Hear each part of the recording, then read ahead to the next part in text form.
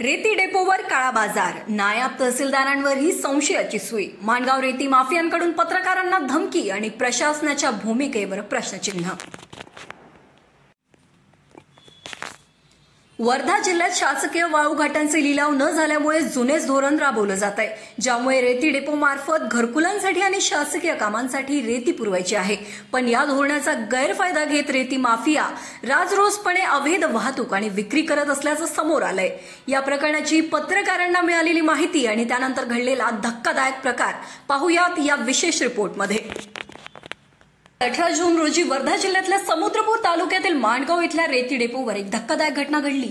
पत्रकारांना मिळालेल्या माहितीनुसार इथे अवैध रेतीची वाहतूक आणि विक्री सर्रास सुरू आहे। याची शहानिशा करण्यासाठी पत्रकार जेव्हा प्रत्यक्ष पाहणी करायला गेले तेव्हा डेपो मॅनेजर आणि कर्मचाऱ्यांनी त्यांच्याशी बाचाबाची केली आणि प्रकरण इतकं वाढलं की त्यांनी पत्रकारांना अश्लील शिवीगाळ करत जीवे मारण्याची धमकीही दिली।